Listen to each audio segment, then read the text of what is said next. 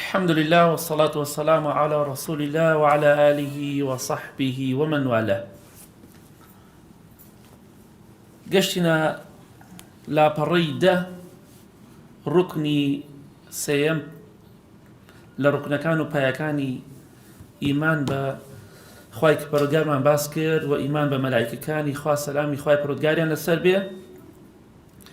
ويك تلوش تاني كباسي دقين بشتيواني خوا الإيمان بالكتب السماوية دبيت إيمان باور عقيدة تماما بهمو كتاب آسماني كان هبت أو كتاباني ككتاب آسمانينو للعني خواي پروردگاروا بجبرائيل دا سلامي خواي لسر بيه دا بزي و پیغمبران سلامي خواي لسر بيت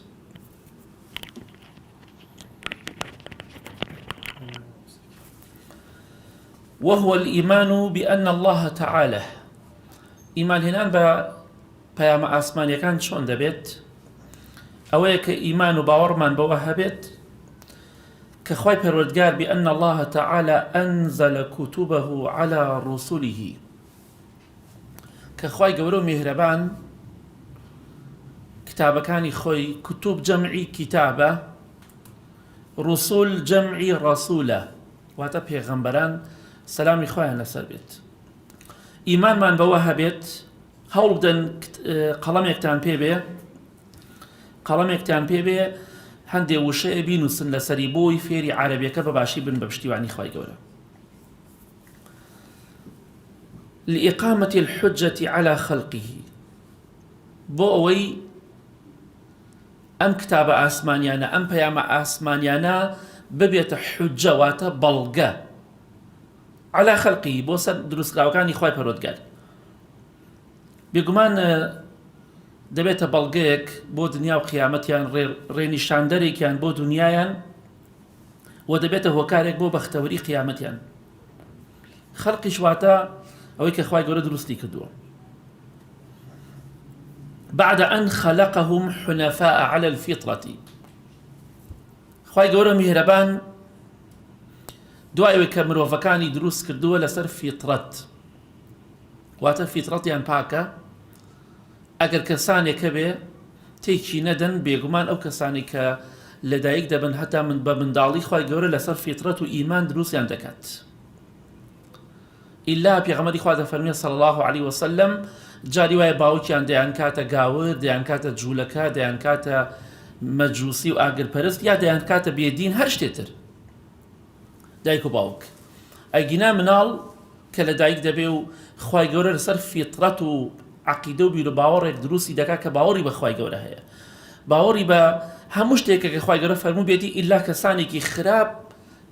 ئەو مناڵە یا ئەو گەنجە لەو ڕێگا ڕاستە لا دوور دەخەنەوە فأغوتهم الشياطين زۆرجار شەیطانەکان گومڕایان دەکەن لە خشتەیان دەبەن ئیتر شەیطانی ڕاستی بێ کە جنۆکەن یاخود شەیطانەکان مرۆڤەکان کەوکو شەیطان بێدینەکان مرۆڤەکان لەسەر ڕێگای خوا دەردەکەن بۆ ڕێگای شەیطان چونکە إنما يدعو حزبه ليكونوا من أصحاب السعير خوای گەورە میهرەبان دەفەرمێ شەیطان بانگی حیزبەکەی خۆی دارودەستەکەی خۆی هاوفکرەکەی خۆی دەکا بۆی ببنە ئەهلی دۆزەخ ئەمە هەدەفی شەیطانە شەیطان ئامانجی چییە لەوەی کە خەڵکی بێ باوەڕ بێ ئامانجی ئەوەیە ليكون من أصحاب السعير بۆی ببی بە ئەهلی دۆزەخ نەک بۆی بەختەوەربی شەیطان بانگت دەکا بۆ دۆزەخ بۆ تووڕەی خوا بۆ ئاگر جالۆ کەسە نەفامتر و بێئاگاتر نییە کە پەنا بەخوای گەورە کەسێ بانگی بکات بۆ ناو ئاگر بە قسەی بکات بۆیە فأغوتهم الشياطين شياطين جەمعی شەیطانە واتە شەیطانەکان لە مرۆڤ و لە جنۆکە خەڵکی گومڕا دەکەن ففيها تذكير للناس بێگومان ففيها لەو کتابە ئاسمانیانەدا لەو پەیامە ئاسمانیانەدا چی هەیە تذكير للناس یادخستنەوە هەیە بیرخستنەوە هەیە سود و قازانج هەیە بۆ ئەو کەسانی کە خوای گەورە هیدایەتی داون خاوەنی بیر و باوەڕێکی عەقڵێکی چاک و ڕێک و پێکن شتەکانیان بیر دەکەوێتەوە وتعلیم لهم و ڕێنیشاندەرێکە بۆیان فێریان دەکات ئەم کتابە ئاسمانیانە فێریان دەکات چۆن عیبادەت بۆ خوای گەورە بکەن چۆن شوێنی پێغەمبەری خوا بکەون صلی الله علیه وسلم و چۆن معاملە و کەسابەت بکەن و چۆن لەگەڵ خەڵکیان هەڵسوکەوت بکەن هەموو شتێکیان فێر کراوە کەواتە کتابە ئاسمانیەکان بۆ دابەزیوە کە خەڵکی فێری ئەوە بکرد چۆن دەژین کەسانێکی ڕەخنە دەگرن دەڵێن ئاینی پیرۆزی ئیسلام زڵمی لە خەڵکی کردووە باشە ئاینێک خوایەک لە قورئانی پیرۆزە و پێغەمبەری خوا صلی الله علیه وسلم لە حەدیثە صەحیحەکانیدا حکمی داناوە بۆ ئەو کەسێک کە خەڵکێک بە ناحەق دەکوژێ ئەگەر سڵح نەکرێ دەبێ بکوژرێتەوە ئەگەر سڵح نەکرێ لایەنی کە سوکاری خۆیەوە یا لە لایەنی دەسەڵاتدارانەوە باشە ئەم حکمە باشە ئەمە ڕێگری زیاتر لە خەڵکوشتن دەکات یا بچی لە سژنەکانە قەڵەو بکرێت کامیان سوودی زیاترێ بۆ کۆمەڵگە ئەگەر من بزانم دەکوژرێم خەڵک ناکوژم بەڵام بزانم قەڵەو دەکرێم لەوانەیە زۆر نەترسم ئیسلام کە دایناوە کەسێک دزی کرد دەستی دەبڕێ بۆی بێتە دەرز و عیبرەتی ئامۆژگاری بۆ خۆی و بۆ غەیری خۆی ئەمە باشترە ئەم حکمەی خوا یاخود ئەوەی کە دزەکە لە شوێنێکا قەڵەو بکرێ و سێژەمە خواردنی پێ بدرێ ئەگین ئەوە باشە کە خوای گەورە حەڵاڵی کردووە کە خەڵکی زەواج بکەن شوو بکەن ژن بهێنن ئەوە باشە یا پیا و لە پیا مارە بکرێت ئەم کەسانی کە ئەمڕۆ ئیدعای ئەوە دەکەن کە ئاپیا و لە پیا و مارە بکرێ ئافرەت لە ئافرەت مارە بکرێ لەگەڵ ئەوەشا تەماشا دەکەی خوای گەورە لە قورئانی پیرۆزە و پێغەمبەری خوا صلی الله علیه وسلم لە حەدیثەکاندا بۆمانیان دیاری کردووە ئەمە مافی پیاوە مافی ئافرەتە بەڵام ئەوەی کە ئەمڕۆ ئەوان بانگەشەی بۆ دەکەن نەمافی ئافرەتیان پێداوە نەمافی پیاویشیان پێیان داوە هیچ مافیکان پێیان نەداوە لە کۆمەڵگادا چی مافیکان بەوانە داوە کە پیاو لە پیاو مارەکرێ و ژن لە ژن مارە بکرێ بۆیە قورئانی پیرۆز کتابە ئاسمانیەکان هەمووی هاتووە بۆ تەذکیر بۆی خەڵکی بیری بکەوێتەوە خەڵکی یاد عاقڵ بێت تێگەشت و بێ وریا بێتەوە وتعلیم لهم فێریان دەکات چۆن بژین وإصلاح لأحوالهم ژیانیان خۆش دەکات خەڵکی بۆ خۆی بەبێ کێشە و مشکیلە دەخەوێ کاتێک کە زانی دەکوژرێ خەڵکی ناکوژێ کاتێک کە زانی دەستی دەبڕن دزی ناکە کاتێک کە زانی خوا لێی تۆڕە ئەبێ غەش و خیانەت ناکە ئەوە ئەو دینی خوایە ئەو پەیامی خوایە هاتوو بۆی کە خەڵکی باش بێ خەڵکی بە خۆی دابچێتەوە ومنها هەندێک لەو کتابە ئاسمانیانە پەیامە ئاسمانیەکان چییە الصحف لإبراهیم صحف إبراهيم وموسى سلامي خويا نسر بيه إبراهيم بيغمر صلى الله عليه وسلم كتابي بوهات والصحف چند لاپەڕەیەک بووە والتوراة لموسى توراة دابەزی بۆ موسى پێغەمبەر صلى الله عليه وسلم والزبور لداود داود پێغەمبەر سلامی خوای لەسەر بێت چی کتابێکی بۆ دابەزیوە زەبور والإنجيل لعيسى عيسى پێغەمبەر صلى الله عليه وسلم إنجيلي بۆ دابەزیوە وختمت بهذا القرآن العظيم للنبي الكريم صلى الله عليه وسلم وكتاب آسمانيا كانش كوتاي به هاتوا بكوتا بيغمر كمحمد صلى الله عليه وسلم كبيغمري كي جورو بريزا صلى الله عليه وسلم كتاب آسمانيا كانش همي باس نكرا بومان هروكو چون جماري بيغمبران سلام إخواننا سبيل حديث صحيح داتوك إمام الباني فرمي صحيح رحمة إخواني لبيه ژمارەیان 124,000 پێغەمبەر هاتووە سەلامی خوای لەسەر بێ بەڵام بە کەمی باس کراون زۆر بە کەمی کتابە ئاسمانیەکانیش زۆرن بێگومان 124,000 پێغەمبەر سەلامی خوای لەسەر بێ 5-6 کتابیان بۆ نەهاتووە زۆریان بۆ هاتووە بەڵام کە بۆمان باس نەکراوە ئیمانمان پێیەتی هەمویان بەڵام ئیمانیشمان بەوەیە کە قورئانی پیرۆز هموی نسخ کردوتە و ئیش بە هیچی ناکرێ ئیلا قورئانی پیرۆز نەبێت فالقورآن كلام الله تعالى قورئانی پیرۆز فەرمایشتی خوای گەورەیە أنزله بلغة العرب بە زمانی عەرەبی دای بەزاندووە، عەرەبی فەسیحی و قەواعیدی. لێرە خاڵێکی حەزەکەم باسی کەم بۆ بە تایبەتی بۆ بێدینەکان و ملحیدەکان. ئەوەی کە لە تاریخا باسەکرێ، لە مێژوودا باسەکرێ، لە چەندەها کتاب و مێژوودا ئیبراهیم پێغەمبەر صلی الله عليه وسلم دەڵێن کورد بووە. گومانێتیانێ ئیبراهیم پێغەمبەر عەرەب نەبووە، سەد تا سەد. هیچ گومانێک لەوەدانێ سەلامی خوای لەسەر بێ کە عەرەب نەبووە. ئەوە خلافی تێدا نییە. بۆچی؟ لەبەر ئەوە پێغەمبەری خوا صلى الله عليه وسلم لدو حديث دا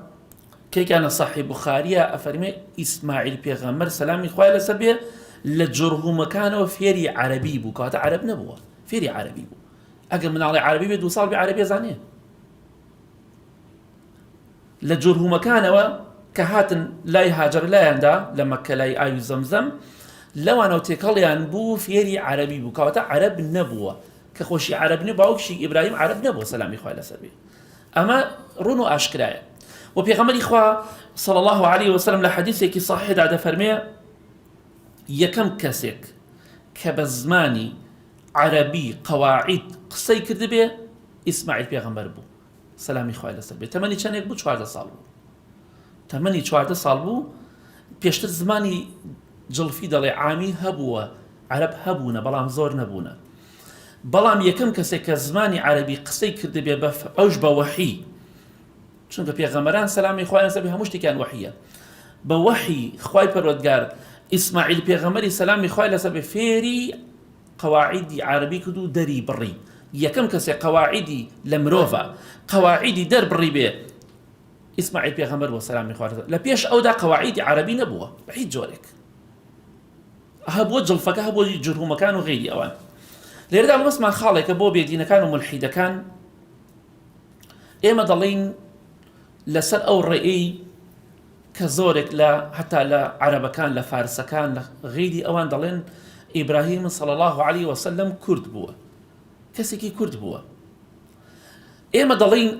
لەسەر ئەو ڕێئەی کە کورد بووە سەلامی خوای لەسەر بێ بێگومان ئیسماعیلی کوڕیشی هەر کورد بووە لەسەر ئەو ڕێئە ئەو کاتە ئەوە بەڵگەیە لەسەر ئەوەی کێکم کەسێ بە زمانی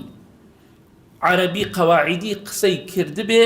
بە فەرمانی خوا و بە وەحی ئیسماعیل پێغەمبەر بۆ سەلامی خوا لەسەر بێ کە کورد بووە کەواتە بۆ دژایەتی قورئان دەکەی بۆ دژایەتی حەدیثی پێغەمبەری خوا دەکەی صلی الله عليه وسلم لە کاتێکا لەسەر ئەو مێژووەی کە دەڵێ کورد بوونە ئیبراهیم و ئیسماعیل سەلامی خوا لەسەر بێ شانازیە بۆ ئێمە کە کەسێک لە ئێمە لە زمانی ئێمە یەکەم کەسێکە بە زمانی قەواعیدی قسەی کردبێت کەواتە ئێمە بۆ دژایەتی ئەم دینەی خوا بکەین لە کاتێکە کەسێک لە هاوزمانی خۆمان بە فەرمانی خوا قسەی پێ کردووە ئەو عەرەبی فێری ئەو زمانە کردووە لەو کوردەوە فێری ئەو بە فەرمانی خوا فێری ئەو عەرەبی بوونە کەواتە با بزانین ئەنزەلەهو بلغەتی العەرەبی عەرەب بە زمانی عەرەبی دابەزی چونکە زمانی عەرەبی دەوڵەمەندترین زمانە لەسەر زەویدا بەداخەوە ئەمڕۆ خەڵکی گرنگی تەنها بە ئینگلیزی ئەدەن زۆر من ناڵێم بە ئینگلیزی نەزانن با بزانن بەڵام عەرەبیەکە گرنگترە دەوڵەمەندتر و فراوانترە ناسخ للكتب السابقة نسخی کردوتە قورئانی پیرۆز هەموو کتابەکانی تری پێشووی السابقة واتە پێشوو هەموو کتابەکانی پێشووی نسخ کردوتە واتە ئیشی پێ ناکرێ ئیمانمان پێیەتی ئەو تەورات و ئینجیلەی ئەو زەبوورەی ئەو سوحفەی بۆ پێغەمبەران دابەزیوە سەلامی خوایان لەسەر بێ باوەڕمان سەد تا سەد پێیەتی ئەوەی کە حەق و ڕاستە نەکەوەی کە دەستکاری کراوە کراوەتە ناویەوە ئەوەی کە خوای گەورە دابەزاندوتە خوارە باوەڕمان سەد تا سەد پێیەتی بەڵام دەڵێن قورئانی پیرۆز هەمووی نسخ کردوتەوە ئەوەی لە قورئان و حەدیثە موافقی نەکرابێ و جێگیر نەکرابێ ئێمە کاری پێ ناکەین چونکە خوای گەورە قورئانی بۆمان دابەزاندووە کە کاری پێ بکەین وحاكم عليها قرآن پیرۆز حاکمە دادوەرە بەسەر هەموویاندا واتە ئیش بە قورئانی پیرۆز دەکرێت ومصدق بإنزالها بێگومان قورئانی پیرۆز هەموو کتابەکانی پێشوویش بە حەق دەزانێت تەماشاکە ئیسلام چەندی عەدالەتە گاورەکان تەنها باوەڕیان بە عیسا پێغەمبەرە سەلامی خوای لەسەر بێ جوولەکەکان باوەڕیان بە موسا پێغەمبەر و چەند پێغەمبەرێکی سەلامی خۆیان لەسەر بێ، بەڵام هیچیان باوەڕیان بە محەممەد صلی الله عليه وسلم. بەڵام ئێمە باوەڕمان بە پێغەمبەرانی ئەوانی شەیە سەلامی خۆیان لەسەر بێ، باوەڕمان بە محەممەدی شەیە صلی الله عليه وسلم، باوەڕمان بە کتابەکانی ئەوانی شەیە بە کتابەکانی خۆشمان کە قورئانی پیرۆزە، بەڵام ئەوان باوەڕیان بە قورئانی پیرۆز نییە. کەواتە دادپەروەری کامەیە؟ کێ عادلە؟ کێ حەق بێژە؟ کێ بە ئینسافە؟ کێ بە ویژدانە؟ کێ بە ڕێزە؟ ئایا ڕێز لەوەدایە من بڵێم باوەڕم بە پێغەمبەرەکەی خۆم و باوەڕم بە پێغەمبەرەکەی تۆش هەیە سەلامی خوای لەسەر بێ، ئەمە ڕێزە؟ یا بڵێ من باوەڕم بە پێغەمبەرەکەی خۆم و باوەڕم پێغەمبەرەکەی تۆ نییە؟ کامیان ڕێزی زیاترە؟ ڕوون و ئاشکرایە الحەمدولله. ئەم ئیسلامە بەرەکەتە ومصدق بإنزالها، هەموو کتابەکانی بە حەق و ڕاست زانیوە کە خوای گەورە دای بەزاندووە، ومبين لما وقع من تحريف فيها. قورئانی پیرۆز ئەوەشی ڕوون کردووەتەوە، دەڵێ کتابەکانی پێشوو هەمووی حەق لای خوا دەبەستیوە، ڕاستن، وەلەگەڵەوەشە ومبين ڕوونکەرەوەیە، ڕوونی دەکاتەوە قورئانی پیرۆز. چی ڕوون دەکاتەوە؟ لما وقع من تحريف فيها، هەر دەستکاریەک هەر گۆڕانکاریەک لە تەورات و ئینجیلە هاتبێت زۆربەی خوای گەورە باسی کردووە. خوای گەورە چۆن شەنافەرمی يحرفون الكلمة عن مواضعه، يحرفون الكلمة من بعد مواضعه، دەستکاریان کردووە، زاناکانی خۆیان بە حساب چوونە بە عەقڵی خۆیان شتێکرێن ناو تەورات و ئینجیلەوە، بەڵام قورئانی پیرۆز الحەمدولله پارێزراوە. تحریف واتە دەستکاریکردن، گۆڕانکاری، وهو محفوظ إلى يوم القيامة. قورئانی پیرۆز پارێزراوە لەلایەنی خوای پەروەردگارەوە هەتا ڕۆژی قیامەت، هیچ کەسێک ناتوانێت پیتێکی بۆ زیادکە بۆی کەم کات. تحدى الله الخلق، خوای گەورە تەحەدای هەموو دروستکراوەکانی دەکات، ئەن یەئتوا بمثله، کە ئەوان ئەگەر ڕاست دەکەن بە هاوشێوەی قورئان بێنن، ئەو بعضه یاخود هاوشێوەی ئاەتێک سوورەتێک لە سوورەتەکانی قورئان بێنن، بەڵام 1400 و ئەوەندە ساڵە هەتا ئێستا نەیانتوانیوە شتێک بێنن وەک قورئانی پیرۆز بێت. کەواتە ئێمە باوەڕمان بەوە هەبێ کە خوای گەورە کۆمەڵی کتابی لە ئاسمانەوە دابەزاندووە بۆ پێغەمبەران سەلامی خوایان لەسەر بێ، و باوەڕمان پێیەتی دێنە سەر ڕوکنی چوارەم، هەندێکی لێ دەخوێنین ئینشاءالله. الئیمان بالرسل، ئیمان بە پێغەمبەران سەلامی خوایان لەسەر بێ، هەر هەمویان کە ژمارەیان 124,000 پێغەمبەرە عليهم الصلاة والسلام. وهو الإيمان بأن الله تعالى، إيمان من بواها بك خواي قولو مهربان اصطفى هلي بجاردوه رسلا من البشر، كمالك لبيغمبران سلام إخوان نسبي بلام لبشر لآدمي زادك، هلا يعني بجاردو خواي قول لبيان الهدى، بۆ ئەوەی ڕێگای هیدایەت، ڕێگای ڕێنمونی، ڕێگای بەختەوەری بۆ خەڵکی ڕوونکەنەوە. بەیان واتە ڕوونکردنەوە. چی ڕوونکەنەوە؟ ڕێگای هیدایەت. ئەوان هیدایەتی خەڵکیان نەداوە، ڕێنمونی خەڵکیان کردووە کە ئەمە جۆرێک لە جۆرەکانی هیدایەت. بەڵام وەکو هیدایەت و ئیمان ببەخشی بە کەسێ، ئیمان بهێنێ، ئەوە لە دەسەڵاتی پێغەمبەرانیشان نەبووە سەلامی خوای لەسەر بێ، چونکە زۆرێکیان خێزانیان، باوکیان، کوڕیان، دایکیان ئیمانیان نەهێناوە، بەڵام ڕێنمونی خەڵکیان کردووە. وتحقیقی عبودیەته، هەمووشیان پێغەمبەران سەلامی خوایان لەسەر بێ لەوە تەئکیدیان کردووەتەوە، گرنگیان بەوە داوە کە ئینسان بزانێت خوای گەورە بە تاک و تەنها بپەرستێ. عبودیەتی خوا واتە عەبدایەتی بۆ خوا بکەی، بەندایەتی بۆ خوا بکەی. هەموو پێغەمبەران سەلامی خوایان لەسەر بێ فەرمیانە ما لەکم من ئیلاه غەیره، لە غەیری خوای گەورە هیچ خوایەک نییە بۆ ئێوە، تەواو. وإقامة حجته، بۆ ئەوەی ئەو پێغەمبەرانە سەلامی خوایان لەسەر بێ ئیقامە حوجە لەسەر خەڵکی بکەن، خەڵکی شارەزا بکەن لە دینی خوا، بۆی لە ڕۆژی قیامەتە نەڵێن خوایە عوزرمان هەبوو هیچمان نەزانی. خوای گەورە بەڵگەکانی لەسەریان جێگیر کردووە، لە ڕێی پێغەمبەرانەوە سەلامی خوایان لەسەر بێ حەق و ڕاستیان بۆ دەرکەوتووە. وفضل بعضهم على بعض، هەندێکیان خوای گەورە فەزلی داوە بەسەر هەندێکی تیانە. کۆمەڵە کەسانێکیان تیا سەلامی خوای لەسەر بێت لەوەکانی تر خوای گەورە ڕێزی زیاتر لیان کردووە هەمووشیان پێغەمبەری خوان سەلامی خوای لەسەر بێت هەموویان نەبی پێغەمبەر بوون سەلامی خوای لەسەر بەڵام هەندێکیان ڕەسوولن ڕەسوولەکان پلیان بەرزترە سەلامی خوای لەسەر بێت وهم معصومون فيما يبلغون عن ربهم ئەوان معصومن بێهەڵن بێتاوانن لەوە لەلایەنی خوای پەروەردگارەوە دەیگێنن هەشت لەلایەنی خوای پەروەردگار ئەوان بیگێنن ئەوەی وتوانە هەمووی حەق و ڕاستە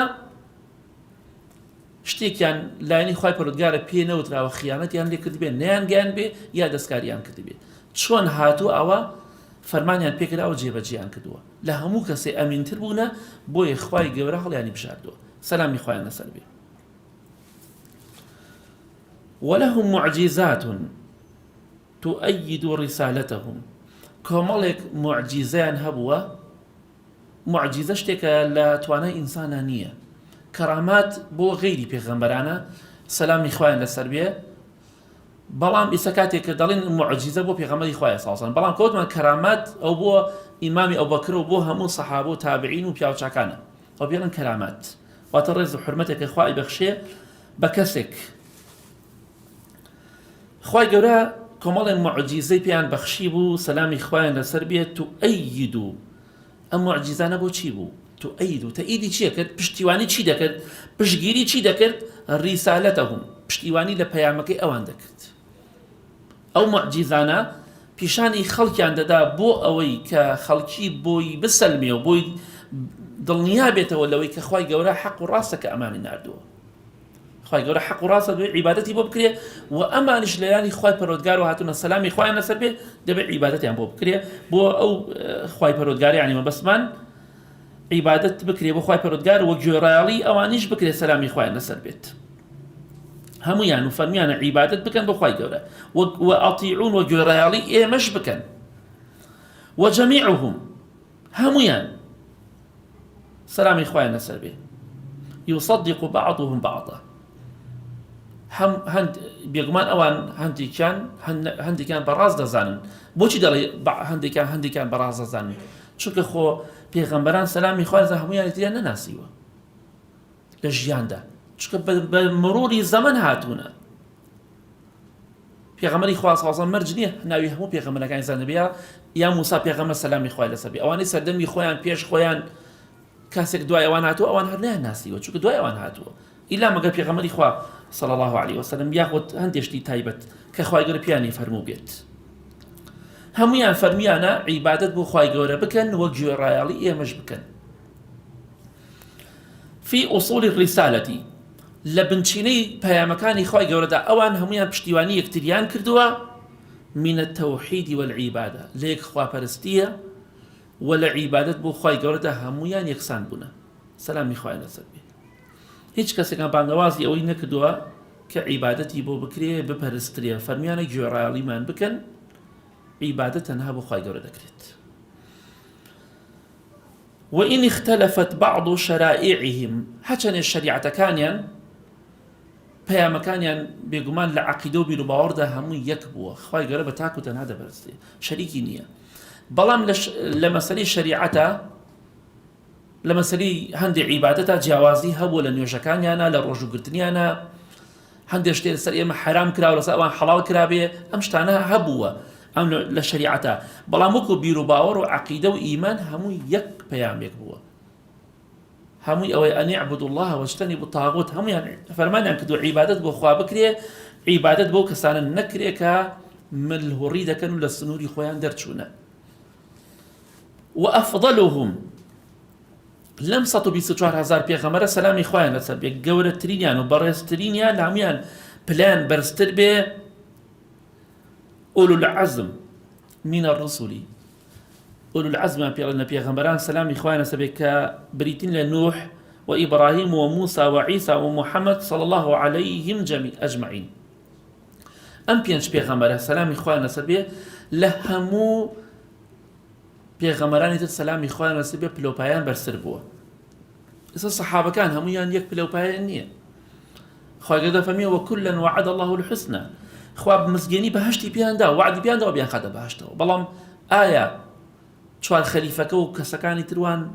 ئەهلی بەدر وەکو کەسی تروایە ئەهلی ئوحود ئەوانەی کە بەیعەتیاندا لەژێر دارەکەدا بە پێغەمبەری خوا صلی الله عليه وسلم ئەوانەی پێش فەتحی مەکە موسڵمان بوون ئەوانەی دوای فەتح هەمووی سەحابە بەڕێزن ڕەزا و ڕەحمەتی خوا لەبێ هەمویان دادپەروەر و عادلن هەمویان ئینشاءڵڵا ئەهلی ئیمان و تەقوا بوون بەڵام لە پلۆپایەدا هەمویان یەک نین پێغەمبەرانی سەلامی خوایان لەسەر بێ هەمویان خۆشەویستی خوان هەمویان هەڵبژێراوی خوان سەلامی خوایان لەسەر بێ بەڵام ئەم پێنج پێغەمبەرە سەلامی خوایان لەسەر بێ پلیان لە هەمویان بەرزترە ئیمانمان بەوە هەبێ وأن عیسى عبد الله ورسوله عیسى پێغەمبەر صلی الله عليه وسلم عبدی خوایە و پێغەمبەری خوایە صلی الله عليه وسلم شەریکی خوا نییە و کوڕی خوایش نییە وكلمته ألقاها إلى مريم خوای گەورە فەرمانی کرد لە ڕێی جوبرەئیل و سەلامی خوای لەسەر بێ کە بە وشەیەک عیسا پێغەمبەر سەلامی خوای لەسەر بێ دروست بوو ئەو کەلیمەیە ئەلقاها إلى مريم کە بەخشی بە مەریەم هیچ بزانە چۆن چۆنی بە خوای گەورە خۆی دەزانێ وأنه رفع عیسا پێغەمبەر سەلامی خوای لەسەر بێ بەرز کراوەتەوە بۆ ئاسمان وسينزل قرب الساعة نزيكي قيامت دا أبزي بيقمان القرآن حديث باس كراو أو خواهي قرب برزي كردوتوا زيندوا غيري أو بيغمبران سلامي خواهي نسبي هميان وفاتيان كردوا أو يكدلين إلياس بيغمبر سلامي خواهي نسبي خضر زيندوا هيج بلغيكي شرعي لسرنية إسرائيلياتا أو يك زيندو بي لم دنيا دا وفاتي نكرد بي تنا عيسى بيغمبر سلامي خواهي نسبي أويش وفاة دكاو مسلمانان يوجي لسردك بيش قيامت دا أبزيد لنزيك قيامتا ودجال دكوجيت وما من قوم إلا أرسل إليهم نبي بشريعة من قبله وما من قوم هر قومك كردي خومان بس سطحا وهزارها بيغمبر من هبو سلامي خواه نسبي بلان هيچي نايان باس نكراوا إلا ما قالوا بلين إبراهيم وإسماعيل وان كرد بنا سلامي خواه نسبي بس باورما بهميان هي سلامي خواه نسبي ما وما من قوم هيچ قوم يكنبو إلا أرسل إليهم نبي إلا بويا نراوا بيغمبر سلامي خواه نسبي بالشريعة من قبله كالسر شريعته بيامي بيغمبركي بيشو بوا سلامي خواه بيغمبر نسبي أو رسول بشريعة جديدة جاري واشبوا رسول بوا بيامي بوهات ولا أسمانوا بيامي كي تعزي بوهاتوا بشريعة جديدة لسر شريعتي بيغمركي بيشو نبوا سلامي خواه لسر بيه بلكو بيامي كي تعزي بوهاتوا بلي وخاتمهم محمد صلى الله عليه وسلم كيكو تا بيغمر بو محمد صلى الله عليه وسلم وقد بشر به الأنبياء قبله پێغەمبەرانی پێشوو سەلامی خوایان لەسەر بێ مزگێنیان دابوو بۆی کە محەممەدی دێ صلی الله عليه وسلم کە ناوی ئەحمەد لە قورئاندا باس کراوە وقد بشر به الأنبياء قبله پێغەمبەرانی پێشوو سەلامی خوایان لەسەر بێ باسیان کردوو کە محەممەدی دێ صلی الله عليه وسلم کە ئەحمەدێک دێت کۆتا پێغەمبەرە سەلامی خوای لەسەر بێ ودلت الدلائل اليقينية على صدق رسالته بەڵگەی یەقینمانە یەقینەکان بێگومانەکان على صدق رسالته کە پەیامەکەی پێغەمبەری خوا صلی الله عليه وسلم پەیامێکی حەق و ڕاستە کەواتە با بزانین پێغەمبەری خوا صلی الله عليه وسلم کە کۆتا پێغەمبەرە سەلامی خوای پەروەردگاری لەسەر بێ و پەیامەکەشی پەیامێکی حەق و ڕاستە و دوژمنەکانیشی اعترافیان پێ کردووە و ئەهلی مەکەش هەمویان دەیانوت پیاوێک چاکە بەڕێزە صادق الئەمینە نەدزی ئەزانێ نە درۆ ئەزانێ دەشیان زانی درۆ ناکات بەڵام لەبەر تەکەبور و خۆبەزەزانین و لەبەر عرف و عادەت و لەبەر عەیبە و لەبەر حەیاتچوون ئیمانیان نەهێنا و دنیا و قیامەتی خۆیان دۆڕاند ئەگینا ئەگەر ئیمانیان بهێنایە دەبوونە سەحابی پێغەمبەری خوا صلی الله علیه وسلم بەڵام ئیمانیان نەهێنا چوونە ناو دۆزەخەوە چونکە بە بتپەرستی مردن کەواتە ئەتا ئێرە بەسە ئینشاڵڵا ئەگەر تەمەن باقی بە دەرزی داهاتوو ئینشاڵڵا ئەو بەشێکی تر تەواوەکەین داواکەم لە خوای گەورە میهرەبان ئاخرمان بەخێر بگێڕێ یا ڕەبی خوایە لە گوناهەکانمان خۆش بی لە گوناهی دایک و باوک مردوەکانمان خۆش بی خوای گیان ئاخرمان بەخێر بگێڕی